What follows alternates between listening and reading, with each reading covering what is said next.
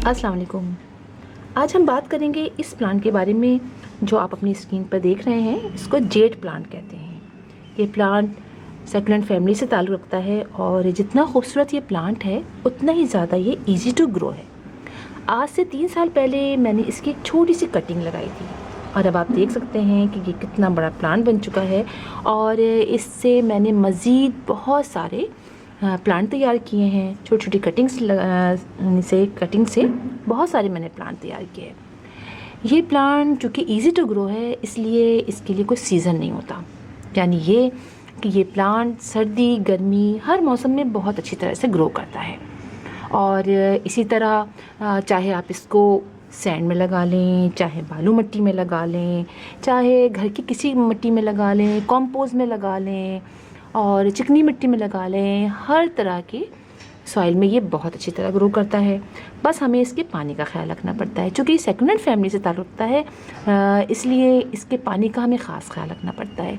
आप इसके लीफ को देख सकते हैं कि कितने अच्छे और काफ़ी थिक होते हैं और इसके अंदर पानी भरा हुआ होता है। इसी तरह इसके स्टेम्स के अंदर भी पानी भरा हुआ होता है और इसीलिए हम जब भी इसको पानी डालते हैं तो चेक करके डालते हैं कि पानी ऊपर की सरफेस जब खुश्क हो जाती है तो इसमें पानी डाला जाता है।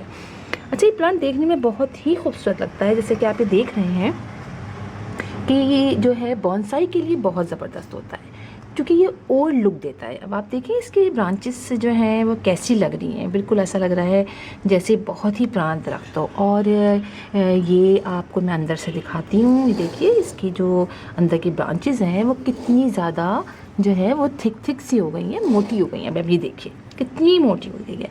यानी ये कि छोटे से पॉट में तो ज़्यादा बड़ा नहीं होता, छोटे से पॉट में अगर लगाते हैं तो ये बॉन्साई की शेप इख्तियार कर लेता है। अब मेरा आप प्लॉट देख रहे हैं, ये बहुत छोटा सा पॉट है और इससे पहले ये इसी तरह के पॉट में था और 1 साल बाद मैंने इसको दूसरे पॉट में शिफ्ट किया। तो आप देखें कि ज़्यादा नहीं फैला है। जब हम इसको बहुत ज़्यादा जो है वो बड़े पॉट में, ज़रा बड़े पॉट में लगाते हैं तो ये खूब फैल जाता है, इधर से उधर बहुत ब्रांचेस निकालता है। और जितनी ब्रांचेस निकालता है और उसी तरह हम उसको ब्रांचेस को कट करके लगाते चले जाते हैं तो बहुत सारे जो हैं वो पॉट्स हमारे प्लांट तैयार हो जाते हैं।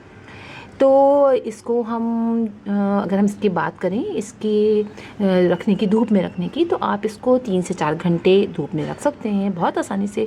और चूँकि ये बहुत इजी टू ग्रो प्लांट है और सेकुलेंट फैमिली से ताल्लुक़ रखता है तो इसलिए कितनी ही देर आप इसको धूप में रखें तो ये बहुत आसानी से वो धूप बर्दाश्त कर लेता है। काफ़ी हार्डी प्लांट है ये और मेरी ये काफ़ी अरसे से धूप में ही रखा हुआ है।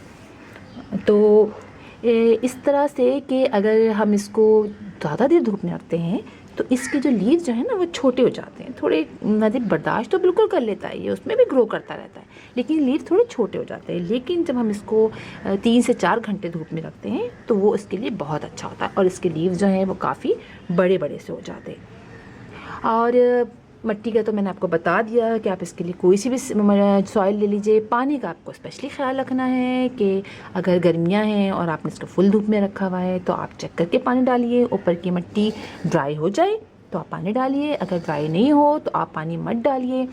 और अगर आप ज़्यादा पानी डालेंगे तो इसकी जो सॉइल होगी वो गीली ज़्यादा हो जाएगी तो ये जो इसके रूट्स हैं और इसके जो स्टेम्स हैं ये गलना शुरू हो जाएंगे और ये प्लांट भी ख़त्म हो जाएगा। आप इसको मुकम्मल शेडी प्लेस में मत रखिएगा वरना इसकी जो ये ब्रांचेज हैं ये लेगी सी हो जाती हैं। अच्छा, ये हैंगिंग पॉट्स में भी बहुत खूबसूरत लगता है। अभी मैं आपको दिखाऊंगी, मैंने हैंगिंग पॉट्स में भी काफ़ी लगाए हुए हैं तो वो देखने में बहुत, इसकी ब्रांचेस खुद ब खुद नीचे की तरफ झुकनी शुरू हो जाती हैं और बहुत खूबसूरत लगती हैं।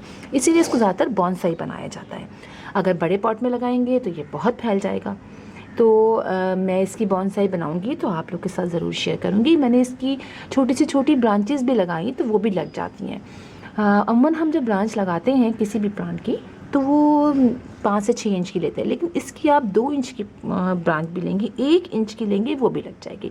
तो मैं आपको दिखाती हूँ कि मैंने इसको कई जगहों पे लगाया हुआ है, कुछ करीबी रखे हुए हैं वो मैं आपको दिखाती हूँ। बहुत आसानी से इसकी ब्रांचेस लग जाती हैं। अब आप ये देखिए इसमें मैंने बहुत छोटी छोटी ब्रांचेस लगाई हैं। अब आप इसको देख सकते हैं कि कितनी छोटी सी ये ब्रांच लगी है।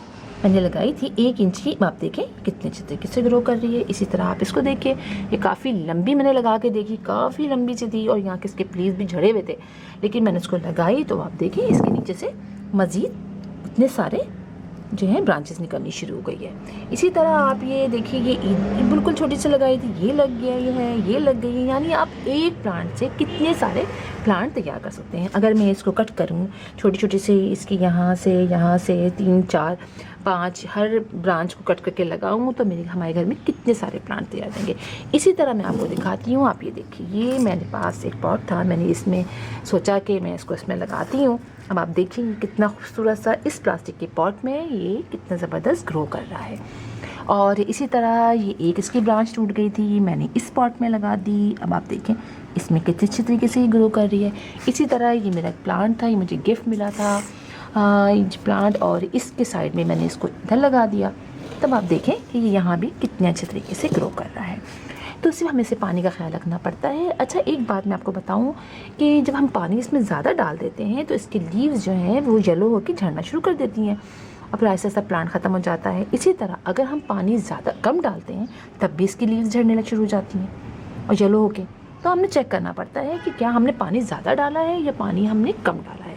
तो उसी लिहाज से हम इसको देखते हैं और उसी लिहाज से हम इसको रखते हैं। अगर हमने छाँव में रखा हुआ है तो हम उसको देख के पानी डालेंगे। असल बात जो होती है ना वो पानी की होती है, पानी का हमें इसका चेकिंग करनी पड़ती है।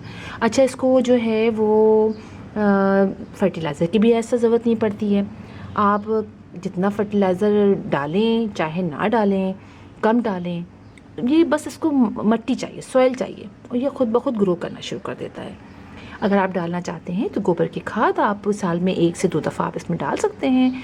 तो लिक्विड फर्टिलाइज़र डाल सकते हैं आप, वो भी खाद का जो लिक्विड फर्टिलाइज़र बनता है, मैं भी कुछ दिनों में डालने वाली हूँ आजकल में, इसलिए कि मेरे बहुत छोटे छोटे पॉट्स हैं, इन सब में मुझे डालना है, इसलिए कि इनके अंदर जगह तो है नहीं, तो हम लिक्विड फर्टिलाइज़र बहुत आसानी से इसमें डाल सकते हैं। अच्छा, अगर कीड़ों की बात करें तो इसमें वाइट रंग के स्पॉट से बन जाते हैं।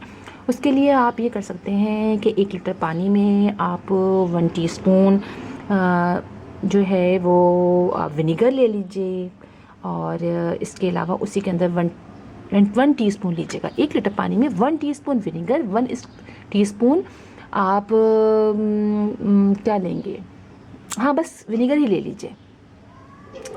तो वो लेके आप उसमें भी आप बेकिंग पाउडर भी मिला लीजिए, उसके अंदर 1 टीस्पून, दोनों मिला लीजिए।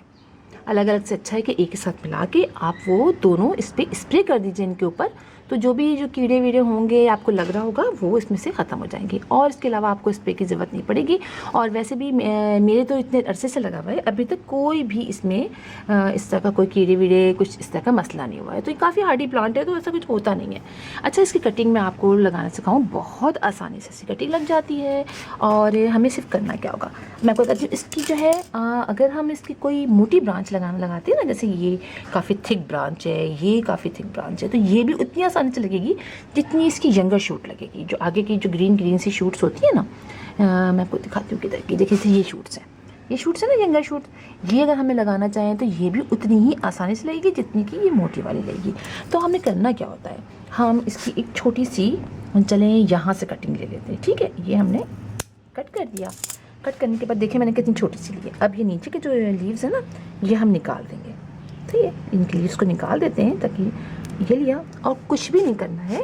और हमने कोई भी आप ले लीजिए, पॉट ले लीजिए, कुछ भी ले लीजिए, उसमें सिर्फ हमें करना ये है, ये आम मिट्टी है मेरी गार्डन की, ये मैंने ली है। इसके अंदर आपने सिर्फ इसको डाल के ये लगा देना है। अच्छा, ये देखिए गीली है, आपने इसमें पानी ज़्यादा नहीं डालना है। अगर आपने पानी इसमें ज़्यादा डाल दिया तो ये गलने लग जाएगी, ख़राब उसकी होने लग जाएंगी और उस टाइम ये गल जाएगा। लिहाजा आपने पानी नहीं डालना है। अभी आप इसको छाँव में रखेंगे, आप इसको देखते रहेंगे, पानी जैसा कम होगा ये खुश्क हो जाएगा तो आप जरा सा पानी डालेंगे और उसके बाद ये लग जाएगा आसानी से और बढ़ना शुरू हो जाएगा।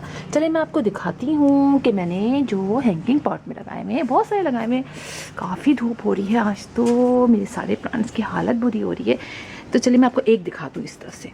ये देखिए, ये देखने में कितने खूबसूरत लग रहा है। हैंगिंग पॉट्स में ये नीचे की तरफ मूव करते हैं। आप देखिए ये यहाँ लगा हुआ था और इसके लीव्स आप देख सकते हैं कितने ज़बरदस्त और कितने शाइनी हो रहे हैं। तो सर्दियों में भी ये इतनी आसानी से ग्रो करता है। यहाँ पर बिल्कुल धूप नहीं आती थी, लेकिन अब जो है इसमें यहाँ ज़बरदस्त किस्म की धूप आने लग गई है क्योंकि गर्मियाँ स्टार्ट हो गई हैं। तब आप ये देखिए कितने अच्छे लीव्स हो रहे हैं। तो ये हैंगिंग पॉट्स के लिए बहुत ज़बरदस्त है, आप इसको हैंगिंग पॉट्स में लगाएं, इसकी मज़ीद जो ब्रांचेस निकली हैं वो लगाएं, और पानी का बस आपने ख्याल रखना है कि पानी आपने ज़्यादा नहीं डालना है, और बहुत आसानी से आपके घर में ये लग जाएगा। तो इंशाल्लाह फिर आपसे किसी और वक्त मुलाकात होगी, तब तक के लिए अल्लाह हाफिज़।